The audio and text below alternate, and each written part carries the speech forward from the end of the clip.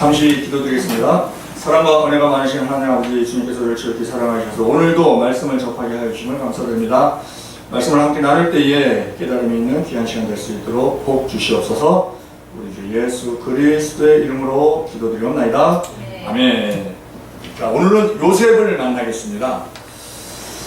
요셉에서 우리가 볼 수 있는 구약에 있는 모든 인물들은 부분적으로 예수 그리스도의 그 사역을 나타내는 그러한 모양들이 많이 있어요. 예를 들어서 이삭 같은 경우 이삭이 모리아산에 번제로 올라가잖아요. 올라갈 때 그 번제로 드릴 나무를 누가 지고 올라갑니까? 이삭이 지고 올라가요. 아브라함이 두 종은 산 밑에 있어라. 그리고 자기가 번제로 쓰일 그 나무를 이삭이 지고 올라가잖아요. 그 모습이 예수님께서 달리실 십자가를 예수님이 짊어지고 그 골고다를 올라가시는 그 모양으로 이렇게 봤을 때, 그러니까 구약에 있는 모든 인물이나 내용들을 부분적으로 보면 예수님의 사역하고 이렇게 그림자, 구약은 그림자니까 그림자는 컬러가 없어요. 그리고 옷이 있어도 뭐 긴 옷이다 짧은 옷이다 이 정도는 알 수 있어도 뭐 단추가 어떻게 생겼나 이런 거 몰라요. 그러니까 디테일하게 일치되는 건 아니지만 구약에 있는 내용을 신약에 있는 내용과 일치된 것처럼 얘기하면은 알레고리가 됩니다. 그건 이단 시비가 붙을 수 있어요. 그러니까 그림자로서 그 모습을 이렇게 부분적으로 알 수 있다. 지금 요셉 같은 경우, 자, 요셉에서도 예수 그리스도의 모습을 볼 수가 있습니다. 첫째, 예수님이 억울하게 십자가에 달리셨죠. 왜냐면 그때 그 유대 종교 지도자들의 기득권자들이 있었어요. 제사장, 서기관, 바리새인 이런 사람들이 기득권자가 있었는데, 아니 비록 로마의 식민지 상태였지만 자기들이 취하는 이득이 있었어요. 그런데 예수라는 청년이 나타났는데 많은 사람들이 따르는 거예요. 막 군중들이 막 엄청 따르는 거야. 막 기적을 일으키고 병출을 하고. 그러니까 이 기득권자들이 자신들의 어떤 그 권한이나 이익을 있어서 해가 올 수 있겠다. 그래서 계속적으로 시비를 계속 걸죠. 시비를 걸면서 시비 거는 게 뭐냐면 저 예수를 제거해야 되겠다 이거예요. 자기네 정적이 된 거야. 정치적으로. 그래서 정치적으로 누명을 쓰고 돌아가신 분이 예수입니다. 무슨 죄로? 신성모독죄로. 예수님이 내가 하나님의 아들이다. 하나님 내 아버지다. 이랬으니까 그들은 신성모독죄로 걸어서 그냥 바라바를 풀어준다 그래도 예수를 못 박아라, 예수를 못 박아라. 그러니까 빌라도가 아무리 찾아봐도 그렇게 십자가 형을 할 만큼 그런 죄는 없는데, 그럼 나랑 상관없다. 나 손 씻고. 그랬더니 그 지도자들이 뭐라 그래요? 우리한테 돌려라. 만약에 그 죄가 있다면 우리한테. 그래서 결국은 그 자손들이 히틀러 때 600만 명이나 죽고 막 디아스포라가 돼서 막 온갖 데 흩어져서 저 러시아나 중국이나 이쪽에 있는 사람은 엄청 고생하면서 살았거든요. 그런 것을 당하는. 그런데 억울하게 죽으셨다는 거지. 예수님께서 억울하게 죽으셨어요. 억울하게. 그런데 요셉을 보니까 요셉이 억울하게 감옥에 갔어. 억울하게 종살이 했고 억울하게 감옥 갔어요. 그게 예수님하고의 어떤 그림자로서 공통점이 보이더라 하는 겁니다. 자, 고린도후서. 자, 예수님께서는 죄를 알지도 못하신 자셨어요. 그런데 인류의 모든 죄를 대신 짊어지시고 십자가형을 당하시죠. 고린도후서 5장 21절 우리 합독합니다. 하나님이 죄를 알지도 못하신 자로 우리를 대신하여 죄를 삼으신 것은 우리로 하여금 저희 안에서 하나님의 의가 되게 하시니라. 예수님은요 죄를 알지도 못하신 자였어요. 그런데 그 당시 십자가는 극형이거든요. 극형. 아주 악독한 사람들에게만 행하는 그 십자가형으로 죽으신 거예요. 자, 요셉이 보디발 부인으로부터 억울한 누명을 썼는데 그리고 감옥을 갔죠. 근데 그 당시 그 죄가 뭐냐면, 자, 교도소도요 얘기를 들어보면 거기에 이제 사람들이 모여있잖아요. 온갖 죄수들이 다 모여있잖아. 근데 거기서도 목에 힘주는 사람이 있대. 죄가 셀수록 목에 힘을 줘. 사형수들은 빨간 명찰을 달고 있대요. 5대 강력범죄는 노란 명찰을 달고 있대요. 일반 죄수들은 흰 명찰을 갖고 있대요. 거의 이름이 없어요. 다 이 번호로 563호 563번 그러면 그게 이름이야. 어? 뭐 756번 이게 이름이야. 그런데 빨간 명찰을 가지고 있는 사형수들, 살인 뭐 이런 사람들이 거기 가면 목에 힘진대. 왕노릇한대. 왜? 죄구정이 있으니까. 그런데 거기 가서도 막 핍박받는 죄인이 있대요. 그 사람이 누구냐? 절도 뭐 이거보다 더 막 핍박받는 사람이 있대. 요셉이 지은 죄. 강간 미수. 어? 이거는 막 두드려 맞는데 막 아이 바보야 뭐 쪼쪼쪼 막 그냥 맞는데 그래 어쨌든 억울하게 들어갔잖아. 억울하게. 그게 예수님이 십자가에 달리신 억울하게 달리신 거와 감옥에 억울하게 들어간 게 같이 그게 결부가 되는데 우리가 예수님의 모습을 요셉에서 볼 때 그런데 예수님께서는 십자가에 달리시면서 아무런 변명을 안 하셨죠. 막 침뱉음 받고 뭐 이렇게 채찍질 당하고 그래도 어떤 변호를 안 하셨죠. 요셉도 마찬가지예요. 요셉도 그냥 요셉이 뭐 억울합니다 뭐 이렇게 얘기한 적이 별로 없어. 술장만 만나서 뭐 나는 히브리에서 잡혀온 자로 여기서도 여기 옥에 갇힐 일은 하지 않았습니다 하는 그 말 말고는 뭐 막 대놓고 나는 억울합니다 나 죄 없습니다 뭐 이렇게 해놓은 게 없어요. 그 모습이 닮았는데 자 예수님의 모습을 우리가 이사야에서 53장 7절 함께 공독합니다. 그가 번역을 당하여 괴로울 때에도 그 입을 열지 아니하였으며 마치 도수장으로 끌려가는 어린 양과 털 깎는 자 앞에 잠잠한 양같이 그 입을 열지 아니하였도다. 이게 예수님의 모습이거든요. 그런데 이러한 모습이 요셉에게서도 나타나더라 하는 것. 자, 요셉에게서 볼 수 있는 예수 그리스도의 모습 첫 번째가 억울함에 대해서 항변을 안 하더라. 그리고 두 번째 이의 모습에서 보면 예수님께서는 십자가형을 당하시고 3일 만에 부활하셔서 하나님 보좌 우편에 앉으셨죠. 복귀를 하셨죠. 원래 하나님에게서 오셔서 복귀를 하셨죠.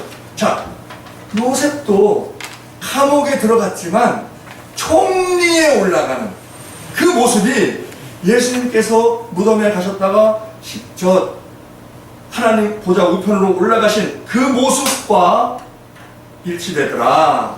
그 모습을 그림자로 보여주더라 하는 겁니다. 자, 예수님께서 무덤에서 영으로 옥에까지 내려가셔서 하나님의 말씀에 복종하지 아니하던 자들에게 선포하시고 그 옥에까지 내려가셨다가 이제 복귀를 하시는데 자, 옥에까지 내려가신 그 내용이 베드로전서 3장 18절로 20절 함께 공독합니다.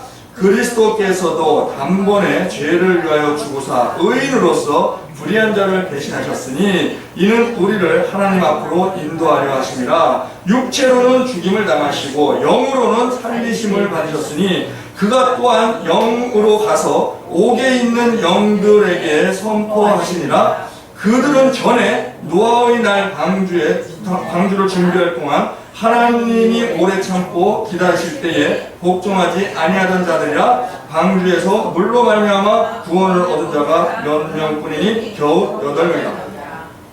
노아 시대 때 노아의 가족 8명만 빼놓고 다 멸망당했죠. 그들이 다 어디가 있어요? 옥에 가 있었어. 그런데 예수님께서 죽으시고 영으로 옥에 내려가셔서 그들에게 자 예수 믿어야 천국 가잖아요. 근데 그 당시 그들은 예수 태어나기 전에 죽은 사람들은 예수 알아요 몰라요? 모르지. 그들에게 그 선포하시기 위해서 옥에 내려가셨다. 아주 최바닥까지 내려가신 거죠. 그렇게 내려가셨다가 3일 만에 부활하셔서 하나님 보좌 우편에 앉으시잖아요. 자 히브리서 12장 2절 합독합니다. 믿음의 주여 또 온전케 하시는 이인 예수를 바라보자. 저는 그 앞에 있는 즐거움을 위하여 십자가를 참사 부끄러움을 개의치 아니하시더니 하나님 보좌 우편에 앉으셨느니라. 또 골로새서 3장 1절 합독합니다. 그러므로 너희가 그리스도와 함께 다시 살리심을 받았으면 위의 것을 찾으라. 거기는 그리스도께서 하나님 우편에 앉아 계시느니라. 즉 하나님 보좌 우편에 올라가셨어요. 마찬가지로 요셉도 감옥이, 그 당시에 감옥에 있으면요, 지금은 형이 있잖아요. 형 그러면 나는 언제 나간다 이게 있잖아. 그 당시 감옥에, 재판도 없이 감옥에 들어갔어요. 언제 나올지 몰라. 인생 끝난 거예요. 그러던 요셉이 총리가 됐어요. 무덤에 있던 예수님이 하나님 보좌 우편에 앉아 계신 그 모습과 이렇게 일치가 되더라 하는 것을 우리가 볼 수 있습니다. 그리고 세 번째로는, 자, 예수님께서 하나님 보좌 우편에 앉아 계셔서, 자, 그러면 지금 쉬고 계시느냐? 그게 아니에요. 우리들을 위해서 간구하고 계시는 거예요.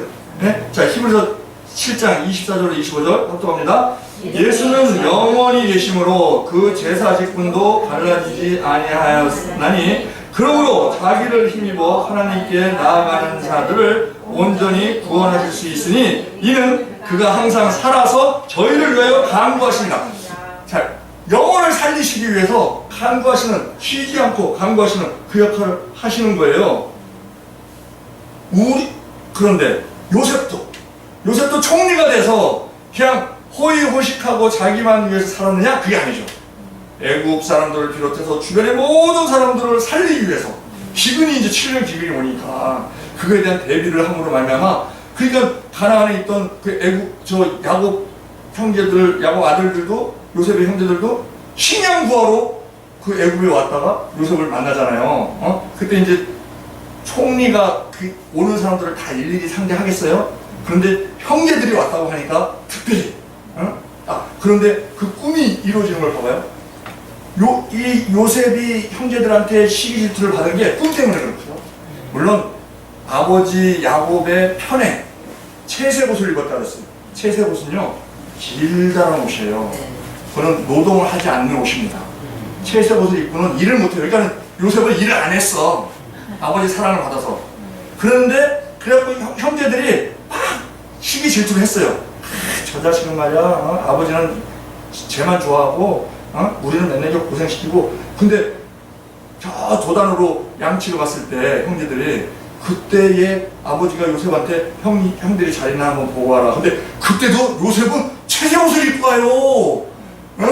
채색 옷을 입고 가니까 형제들이 뭐라 그래? 야, 저기 꿈꾸는 자가 온다. 근데 쟤를 죽여갖고 그 꿈이 어떻게 이루어지나? 그 꿈이 뭐였어요? 곡식단이, 별들이 그 요셉에게 절하는 거죠. 근데 요셉이 총리가 됐을 때 형들이 왔어. 형들이 와갖고, 총리가 요셉인 줄 모르고 총리 앞이니까, 애국 최대 강국이잖아요. 총리 어떻게 했어요? 무릎 꿇고 잘했지. 꿈이 그대로 이루어지는 거지. 그런 상태. 그것을, 자, 요셉도 그렇게 자기가 총리가 돼서 주변 사람들을 다 살리는 역할을 했듯이 예수님께서 한 것을 그대로 보여주더라 이거죠. 그래서 우리가 요셉에게서 볼 수 있는 예수 그리스도의 모습, 첫째, 억울한데 변명 안 했다, 변화 안 했다, 그리고 다시 복귀했다, 그리고 복귀해서 그 살리는 역할을 하더라 하는 것을 우리가 볼 수 있습니다. 자, 디모데후서 4장 1절. 자, 우리의 사명도 뭐예요? 살리는, 많은 영혼을 살리는 역할을 하는 거예요. 살리는 일을 해야 된다. 그러면 살리기 위해서는 뭐예요? 예수를, 그들 천국으로 인도해야 되는데 천국으로 인도하지 못해요. 예수를 믿어야 되고, 예수를 믿으면 우리 알려줘야지 믿지. 저희가 누구든지 주의 이름을 부르는 자는 구원을 얻으리라. 그럼 저희가 믿지 아니하니를 어찌 부르리요, 듣지도 못하는 이를 어찌 믿으리요, 전파하는 자 없이 어찌 들으리요, 보내심을 받지 않았으면 어찌 전파하리요. 이렇게 말씀 나오잖아요. 자, 그러면 우리도 때를 얻든지 못 얻든지 부지런히 오래 참음으로 경책하며 경계하며 우리가 번해야 되는 사명이 우리에게 있다 하는 것. 디모데후서 4장 1절로 2절 합독합니다. 하나님 앞과 산자와 죽은 자를 심판하실 그리스도 예수 앞에서 그의 나타나실 것과 그의 나라를 두고 엄히 명하노니 너는 말씀을 전파하라. 때를 얻든지 못 얻든지 항상 힘쓰라. 범사에 오래 참음과 가르침으로 경책하며 경계하며 권하라. 마가복음 16장 15절 합독합니다. 또 가라사대 너희는 온천에 다니며 만민에게 복음을 전파하라. 자, 그런데 요셉이 고난을 당했어요. 우리가 아들들 이름 지어줄 때 이삭이라는 이름도 많이 지어주고 요셉이라는 이름도 지어주더라고. 왜? 요셉이 감옥에 갔다가 총리가 됐으니까 우리 아들도 총리가 됐으면 좋겠다. 근데 총리만 생각하고 감옥 간 거, 총살이한 거는 생각 안 해. 왜? 자식이 얼마나 요셉의 생을 닮아가려면 얼마나 고생을 해야 되겠어. 그저 총리만 바라보는 거야. 그래서 요셉이라고 이름을 짓는데 요셉이 고생을 했어요. 종살이를 하고 감옥살이를 샀어요. 그런데 그것이 요셉이 총리 되는 데 있어서 도움이 됐더라 이거예요. 네. 네, 고난이, 자, 어떻게 고난이 얘기 되느냐? 종살이를 했는데 요셉이 간 곳이 시위대장, 보디발. 시위대장이 경호실장이에요. 왕의 경호실장. 자, 경호실장 집으로 갔어요. 그러니까 상류층 집이죠. 거기서 총무를 했어. 그러니까, 아, 상류층이 어떻게 사는구나. 이거를 자기가 볼 수 있죠. 그리고 총무가 됐잖아. 그리고 종들하고 같이 있으니까, 아, 종들은 어떻게 사는구나. 이걸 다 겪잖아요. 그리고 거기서 총무야. 그러니까는 그 어떠한 그 리더십도 나름대로 리더십도 키우게 됐죠. 그래서 보디발의 그 종사를 하면서 상류층의 사회에 대해서 생활에 대해서 익히고 미천한 종들의 생활에 대해서 익히고 리더십도 키우고 그다음에 이제 감옥에 갔어요. 감옥에 가니까 거기 가니까 이게 시대 뜰에 있는 감옥이야. 거기는 정치범 수용소예요. 그러니까 장관들이 들어와. 술장관, 떡장관 이렇게 들어와. 그러니까는 그들하고 대화를 하면서 이제 이 정치라는 게 정계가 어떻게 돌아가고 그 생리가 어떤가 하는 것에 대한 공부를 하는 거예요. 예? 수업을 하는 거예요. 그러니까 나중에 총리가 됐을 때 그것에 대해 도움을 받았더라 하는 거죠. 자, 우리 이 인류에 많은 인간들이 있어요. 85억의 인구가 있습니다. 그 인구는요, 딱 두 가지 분류로 나눠집니다. 어떻게 나눠지느냐? 지옥 갈 사람과 천국 갈 사람.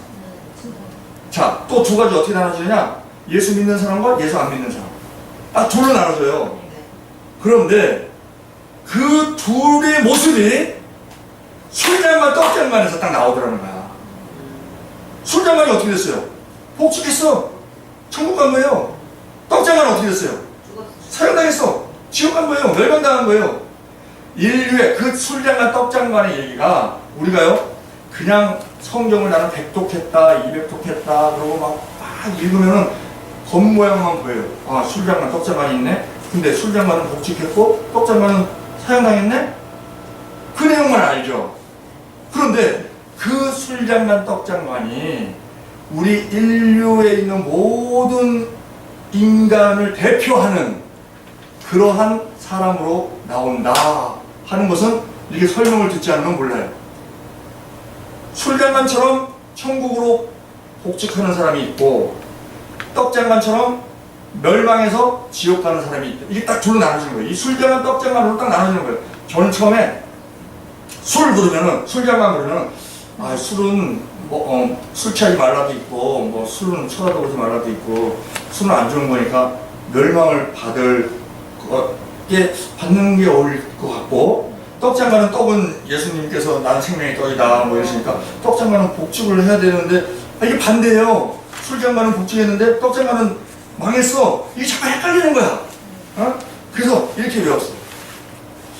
원래 돈은 돌고 돈다 그래서 돈이고, 술은 술술 넘어간다 그래서 이제 술인데, 어? 아, 술장관은 술술 풀려서 복직했구나.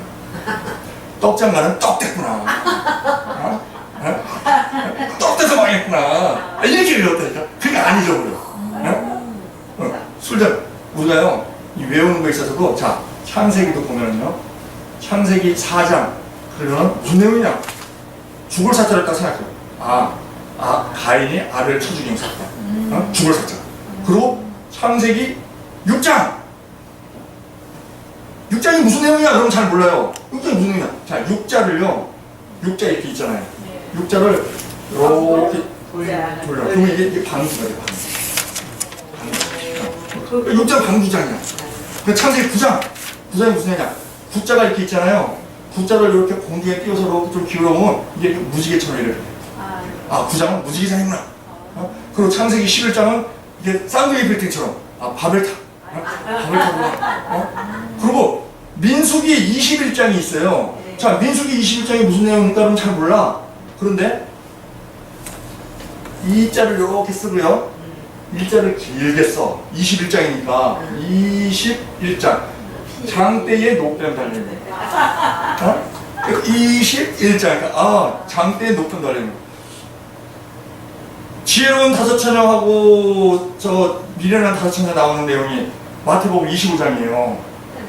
그 25장 지혜로운 처녀, 등불 든 처녀 이렇게 외우려니까 잘 안 외워져. 그러니까 자 25라는 숫자가 5 곱하기 5가 5, 25잖아. 그러니까 다섯 처녀, 다섯 처녀. 그래서 5, 25. 이제 이런 식으로 이제 외우는데 자 이처럼 떡장간, 술장간이 이렇게 둘로 나눠지는데요.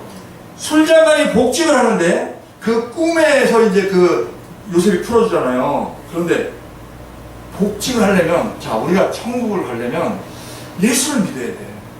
네? 예수를 믿어야 돼. 그러면 이 술장관이 복직했어. 네?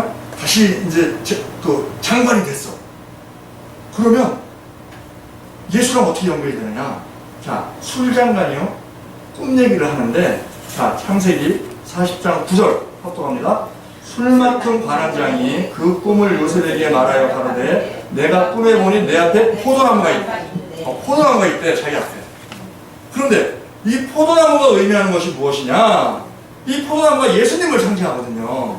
자, 마태복음 15장 5절로 9절 합독합니다. 나는 포도나무요 너희는 가지니 저가 내 안에 내가 저 안에 있으면 이 사람은 과실을 많이 맺나니 나를 떠나서는 너희가 아무것도 할 수 없습니다. 사람이 내 안에 거하지 아니하면 가지처럼 밖에 버려 말라지나니 사람들이 이것을 모아다가 불에 던져 사르느니라. 너희가 내 안에 거하고 내 말이 너희 안에 거하면 무엇이든지 원하는 대로 구하라 그리하면 이루리라. 너희가 과실을 많이 맺으면 내 아버지께서 영광을 받으실 것이요 너희가 내 제자가 되리라. 아버지께서 나를 사랑하신 것 같이 나도 너희를 사랑하였으니 나의 사랑하는 거라. 예수님께서 포도나무래요. 그리고 예수에 매달려 있어야 달려 있어야 저절로 열매를 맺는다 이런 거예요. 그런데 술장관이 꿈을 꿨는데 자기 앞에 포도나무가 있대. 그러면 예수님이 이제 비유를 얘기하자면 여기서 뭐 포도나무가 예수다 이러면 안 돼요. 이러면 알레고리가 돼갖고 그거는 이단 시비가 붙어.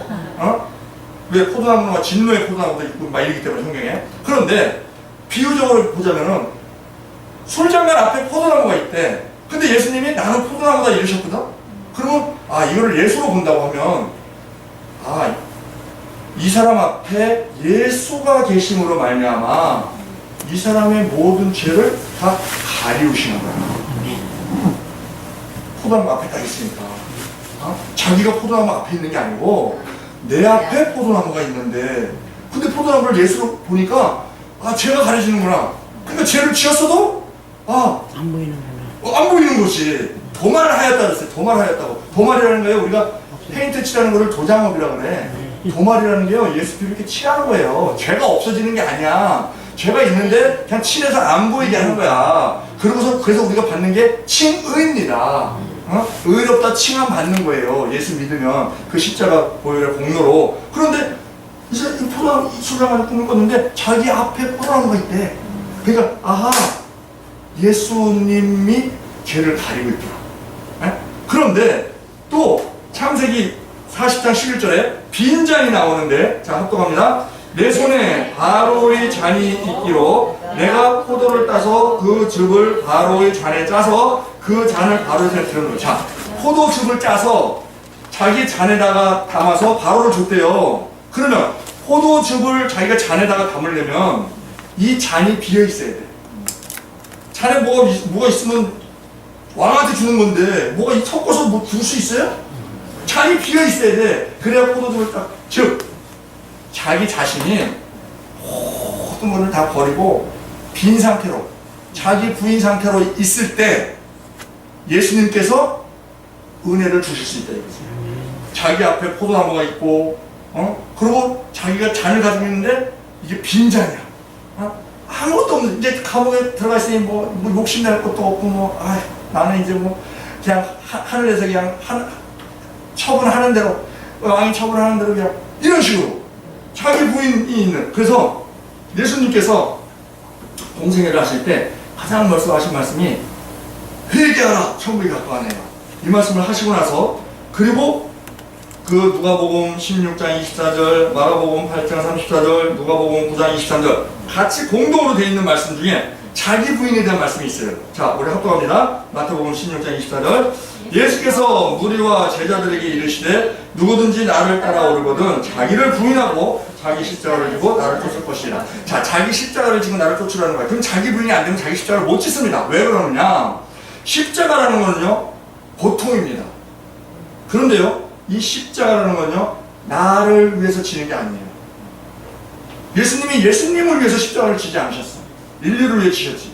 그렇기 때문에 자기 십자가를 진다는 거는요, 고통이지만 나를 위한 게 아니야.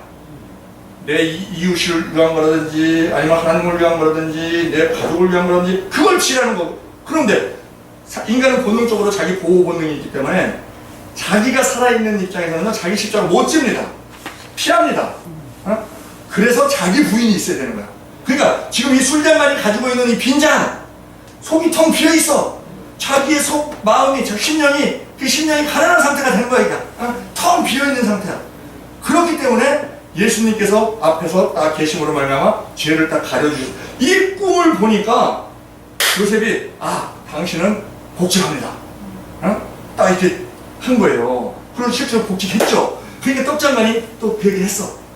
떡장관이, 나도 이제 꿈꿨다. 그러면서, 자, 떡장관은 망했어요. 근데 왜 망했냐? 떡을 꿈꿨는데 왜 망해? 생명의 떡은 생명의 떡인데, 하나님의 말씀인데, 좋은 꿈을 꿨는데 왜 망했을까? 그러면 보자고요. 자, 창세기 40장 16절 합독합니다.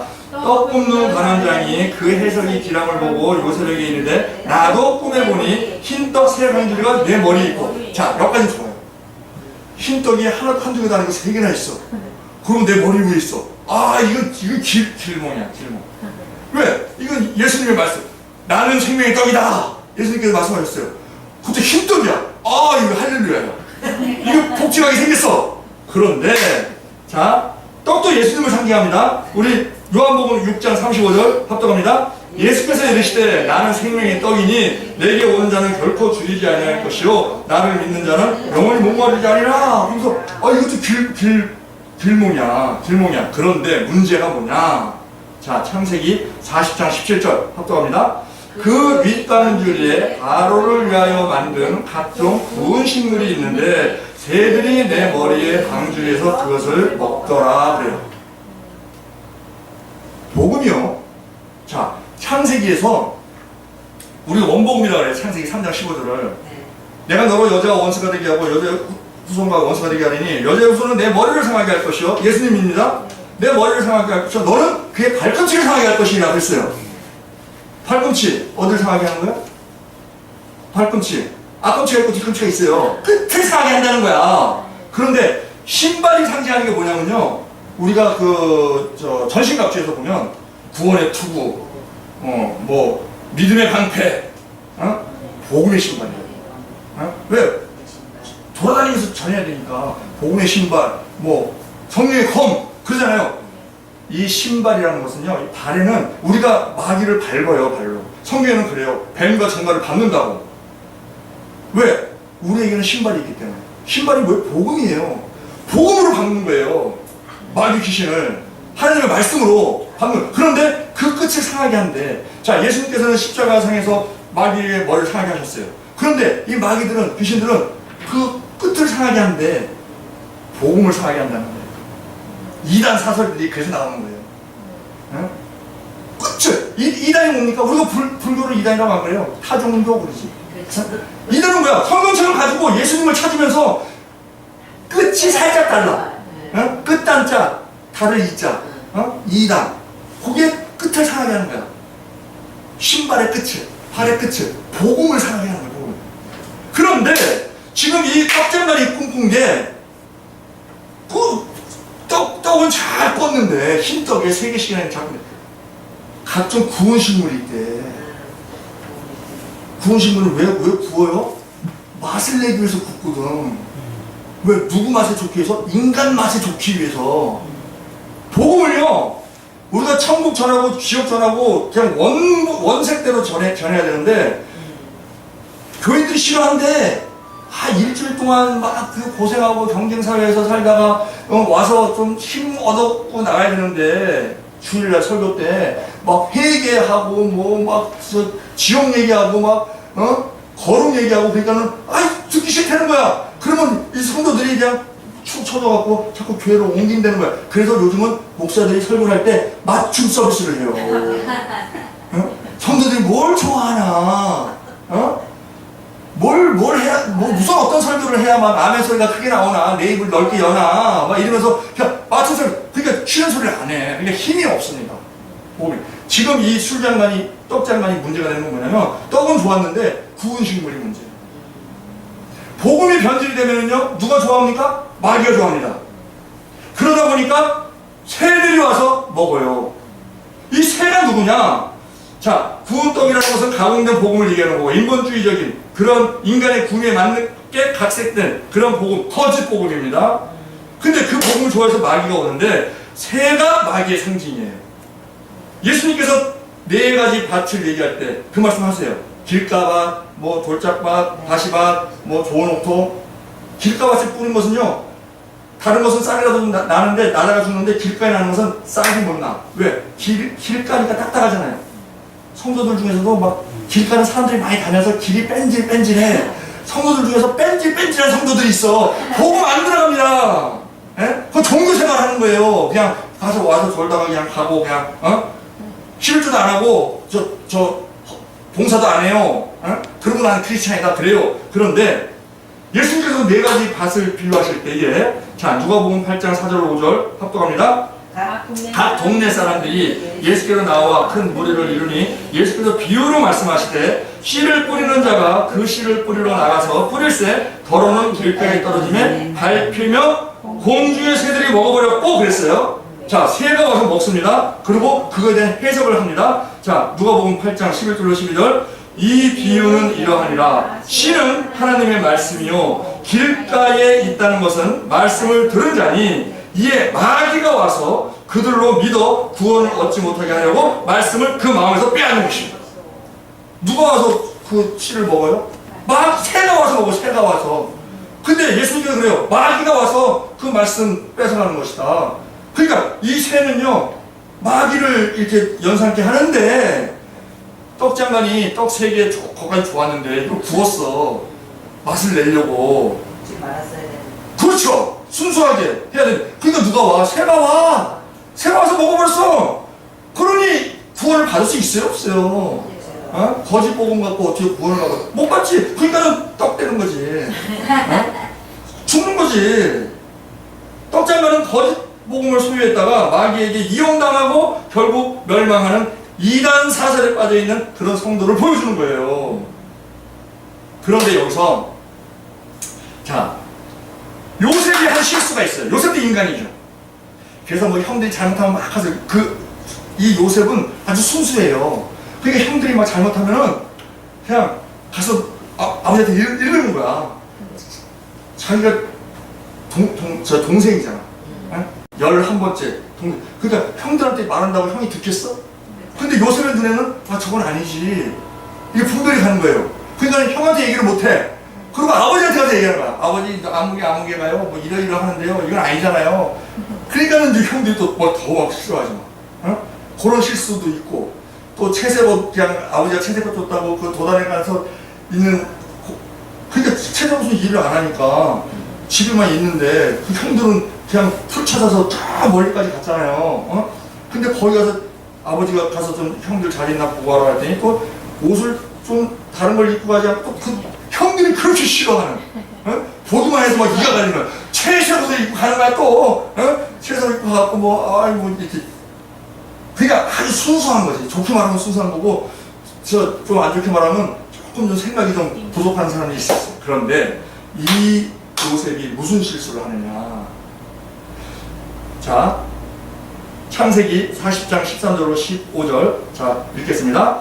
지금부터 사흘 안에 바로가 당신의 머리를 들고 당신의 전직을 회복하리니 당신이 이 왕의 술 맡은 자가 되었을 때에 하던 것 같이 바로의 잔을 그 손에 받들게 되리이다.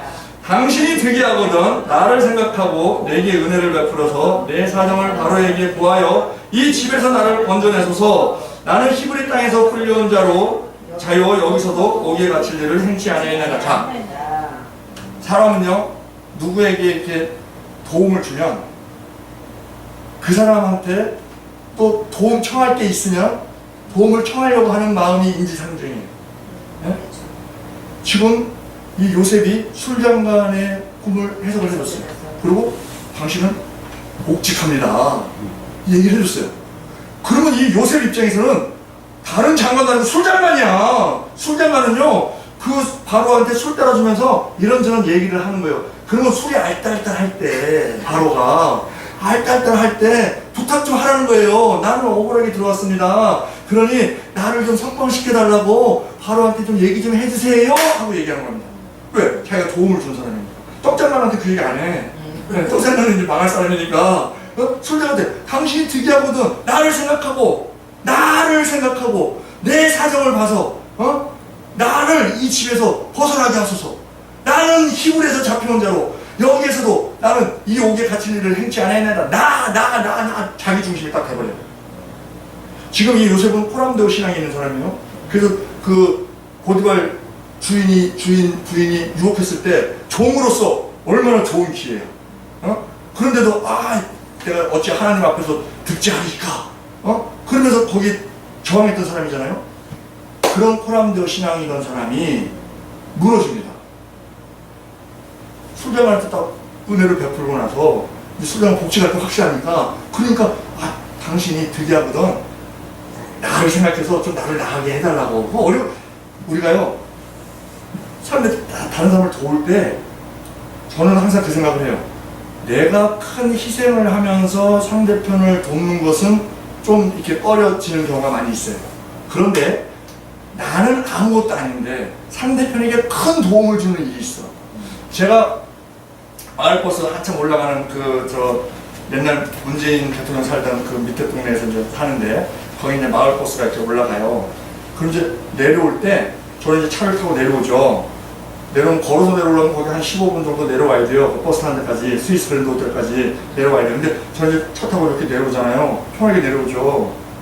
내려오다 보면 늦어서, 출근 때 늦어서 아가씨가 막 버스 이제 그 정류장에 있으니까 막 뛰는 아가씨가 있어. 그러면 그 아가씨는 내가 차를 태워주면, 밑에까지라도 태워주면 나는 아무 힘든 게 없지. 어차피 나오는 그렇죠. 근데 그 아가씨는 굉장히 큰 도움이죠. 나는 그런 경우 내가 조금 힘을 들여서 다른 사람한테 크게 도움이 주는 일이 있다고 하면 그거는 빠뜨리지 말고 하자. 그게 이제 제 철학인데, 행동 철학인데. 근데 요즘 또 그것도 안 돼. 맞아요. 문 쫙 내리고 늦으셨군요. 타세요. 그러면 아니요 괜찮아요. 됐어요. 나는 이상한 사람 봐. 맞아요. 근데 오히려 우리가 무슨 호의를 베풀었을 때 거절당하면 손이 부끄럽잖아요. 그다음부터 이제 할머니한테만 이제 하면서 아이고 지금 고생 힘드시네요. 저 밑에까지 태워다 드릴게요. 할머니는 너처럼 타. 아이고 타요. 아가씨는 안 돼. 펄쩍 뛰어요. 요즘 하도 세상이 막 이상해서 그런데 목사님 그렇게 뭐 인상도 나쁘지 않은데. 근데요. 근데 그 마귀가요 광명한 천사래. 그냥 천사도 아니야. 광명한 천사라는 거예요. 막 빛이 번쩍번쩍 난다는 거예요. 사기꾼들이요 깔끔하게 생겼습니다.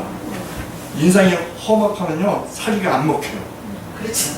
네. 그러면 포기해. 에이씨 나는 해도 안 돼.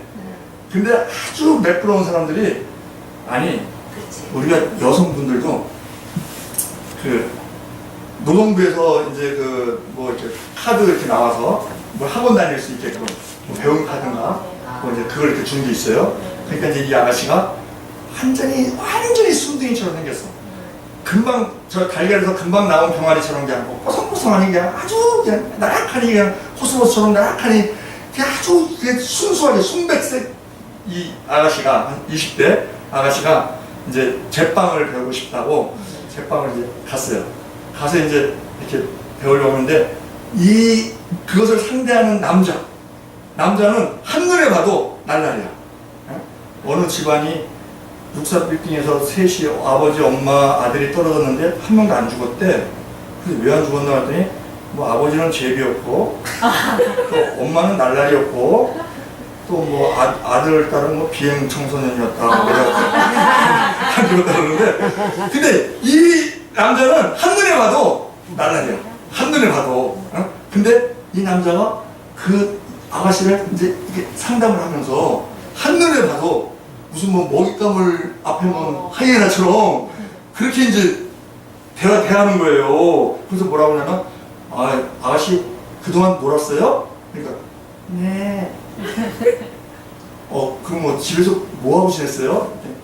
게임하고 지냈어요. 게임하고. 무슨 게임이에요? 그랬더니 뭐 게임 이름을 쭉 대요. 뭐 이것도 하고요, 이것도 하고요, 이것도 하고. 남자가 깜짝 놀래요. 그거 다 찌르고 터트리고 막 포커싱도 그런 게임 아니에요? 그러니까 네. 거기로는 판단할 수가 없어요. 요번에 그 폭포 살인 사건 남편 밀어가지고 얼마나 착하게 생겼어. 그게 매치가 돼요? 매치가 안 되지. 그런데 그래서 이 요셉은 거기에 폭 빠진 거예요. 폭 빠져갖고 이제 온통 그 술자만이 나가고 나서부터는 온통 술자만으로 꽉 찼어. 하나님이 빠져버렸어. 자기 나가야 되니까. 그래서 이따가 감옥에서 무슨 소리만 들리면 술장관이 사람을 보냈나? 아니네. 오늘은 안 오네. 좀 바쁘신가? 내일은 오겠지?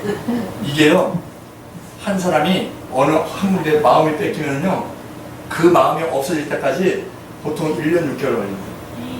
그래서 신혼부부가 1년 6개월이 지나면 그냥 뜨뜻해지근해진대. 아무리 양집이라도, 클레오파트라도, 처음에는 뭐 천국에 온 것처럼 그러다가 무뎌진대. 자, 창세기 41장 1절에 보면은요, 창세기 41장 1절에 합독합니다.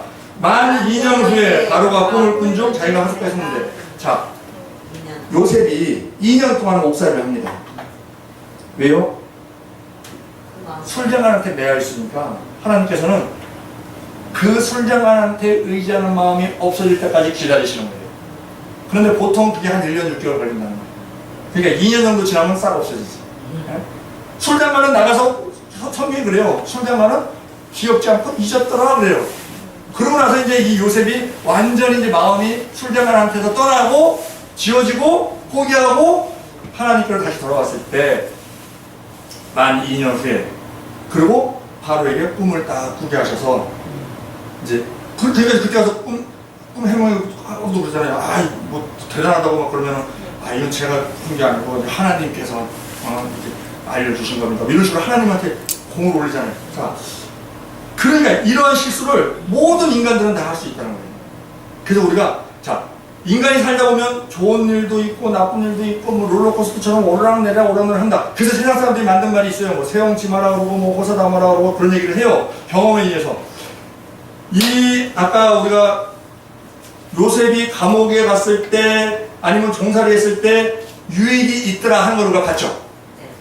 우리가 살 때 고난을 원하는 사람은 아무도 없어요. 그런데 원치 않는 고난이 오는 경우가 있어. 그 고난을 내가 해결할 수 있으면 고난이 아니야. 내가 해결해버리면 돼.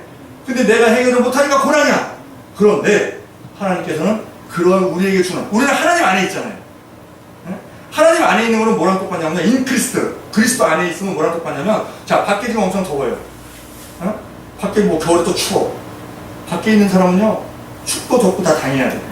그런데 이 안에 있는 사람은 더우면 에어컨 틀고 추우면 히터 틀고, 이게 그리스도 안에 있는 거예요. 우리의 심령이 의와 평강과 희락으로. 그런데 지금 이 요셉이 그렇게 고생하는 중에서도 유익이 있었듯이 정치 수업도 받고 그렇게 종들의 삶이나 주인 그 상류층 삶, 우리에게 있는 모든 고난은 다 우리에게 유익이라는 거예요. 왜? 하나님 좋으신 분이시고 우리 아버지시고 사랑의 하나님이시니까. 어느 대형교회 목사님이 자기 딸이 중학생인데 학교에서 시험을 하다가 염산을 뒤집었었어. 그래서 머리가 그냥 빨리 그 응급조치하고 병원에 가서 막 머리가 막 여기 화상을 입은 거야. 그래서 치료를 했죠. 그런데 거기 한 30명 되는 애들 중에서 자기 딸이 염산을 뒤집었은 거야. 어? 이제 학교장이 이제 대형교회 목사라는 걸 아니까 학교장이 이제 그 목사님 오시라 그래갖고 막 사죄를 했어요. 제가 치료비를 학교에서 다 해드리겠습니다. 뭐 죄송합니다. 그러니까 이 목사님이 저는 목사입니다. 지금 저는 치료비 그거 줘도 될 능력 됩니다. 치료비는 안 주셔도 되는데 나는 지금 왜 그 30명 중에 내 딸이 염산을 뒤집었습니다. 난 그거에 대해서 하나님께 묻고 있는 중입니다. 그러니 학교 입장에서는 전혀 뭐 걱정하지 마시고 그건 제 문제입니다. 그랬다는 거예요. 그리고 이제 애가 여기 치료를 받고 있으니까는 버스를 타고 등교를 못해. 불편하니까. 그러니까 이 아버지가 이제 그 자기 차로 이제 등교를 시켜주는 거예요. 학교는 뭐 어떻게 알아서 하더라도 등교를 시켜주는 거예요. 그러면서 이 아버지가 딸하고 이런저런 대화를 합니다. 대화를 하는데 깜짝 놀랐어요. 자기 딸이 구원에 대한 확신이 없어. 그래서 한 달 동안 그 등교를 시켜주면서 이제 신앙교육에 들어간 거지. 1대1. 그러고 나서 이제 한 25일 지나니까는 아빠, 이제 내가 확실히 알았어요. 이제 믿어져요. 그래서 이 목사님은 하나님 감사합니다. 우리 딸이 구원의 확신 없이 저렇게 그냥 덜렁덜렁 뭐 신앙생활 잘하고 이러는 줄 알았는데 그 속은 통통 빈 쭉정이었구나. 가라지. 우리가 알곡과 가라지, 알곡과 쭉정이는 아예 그냥 저 종자가 다르니까 그건 불행한데 교회 안에서도 모양은 똑같은데 알곡과 가라지, 속이 텅 비어있는 가라지가 있잖아요. 거기 키질해갖고 분리내잖아. 그 가라지는 어디 가요? 불못으로 가잖아. 불을 태우잖아. 그래서 감사를 했다는 거예요. 염산을 안 뒤집었었으면 얘는 구원 못 받을 뻔했구나. 그러면서 막 하나님 감사합니다. 이 식으로 모든 고난이 우리 마음에 안 들 뿐이지, 고난 좋아하는 사람 아무도 없어요. 우리 마음에 안 들 뿐이지 하나님은 항상 오르시다. 그리고 하나님은 항상 은혜로우시다. 거기는 우리가 알지 못하는 크고 비밀한 하나님의 뜻이 있다. 근데 그 뜻을 언제 알게 돼요? 지나면 알게 돼요. 네. 그러니까 지금 당장은 그냥 하나님 믿고 그냥 감사로 나가라는 거예요. 감사로. 네.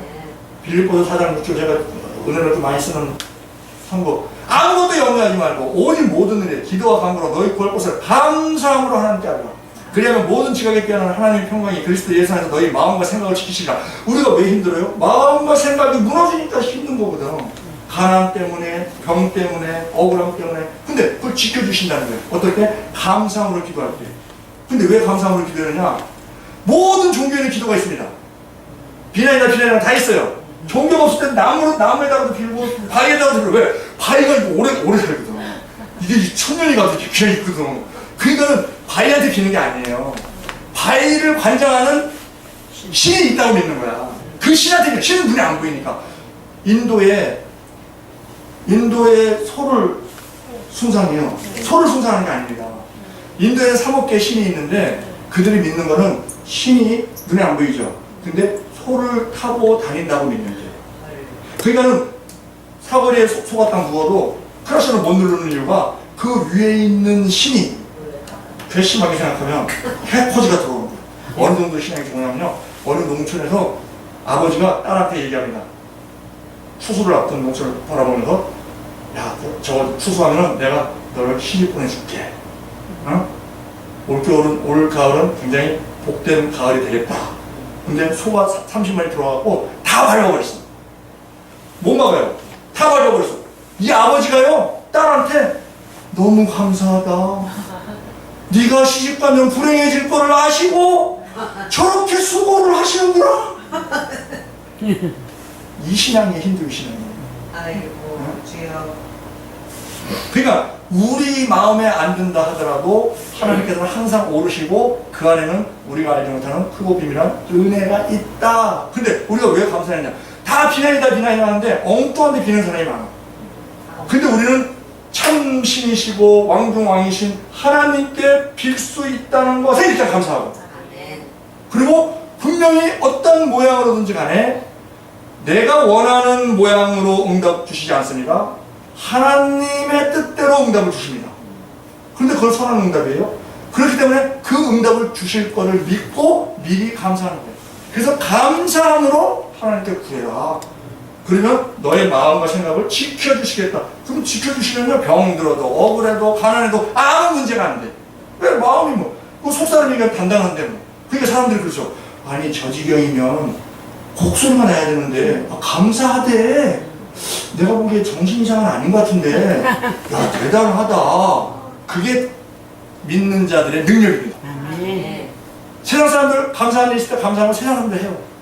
근데 감사할 일이 아닌데 감사하는 것은 감사가 얼마나 많으냐 적으냐가 믿음의 척도를 나타내는 거예요.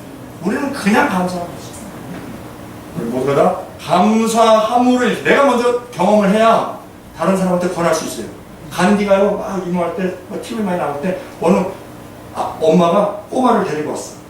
아 선생님 우리 아들이요 7살짜리 꼬마를 데리고 왔어. 우리 아들이요 선생님을 너무너무 존경해요.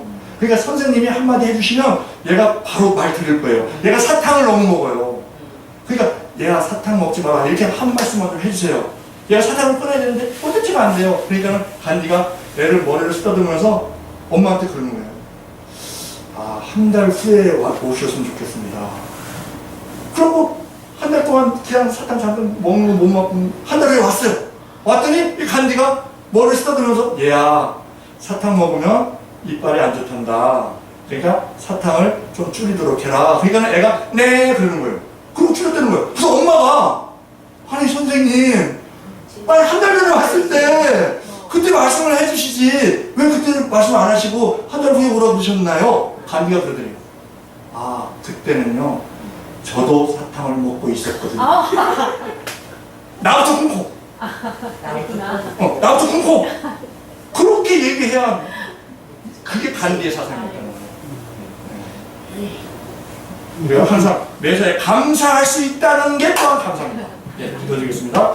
사랑하니 아마신 하나님 아버지 주님께서 저를 지극히 사랑하시로 말미암아 그랬다 요셉을 통하여 그랬던 여러 가지 함께 말씀을 나누게 하시면 감사드립니다. 요셉이 그럴 때 하나님께서 크게 은혜를 받았듯이 우리와 우리 자녀들도 하나님 안에 있을 때 우리가 믿음으로 나아갈 때 호랑대로 신앙으로 나아갈 때 우리가 알지 못하는 크고 비밀한 은혜로서 넘치도록 누르범으로 넘치도록 쌓을 것이 없도록 은혜의 은혜를 더하여 주실 줄로 믿습니다. 그 은혜를 바라볼 수 있는 영안이 열리게 해주시고 매 범사에 우리가 감사함으로 말미암아 하나님께 영광 올려드리는 그런 우리 모두 될 수 있도록 공내려 주시옵소서. 감사드리며 우리 주 예수 그리스도의 이름으로 기도드리옵나이다. 아멘. 네, 감사합니다.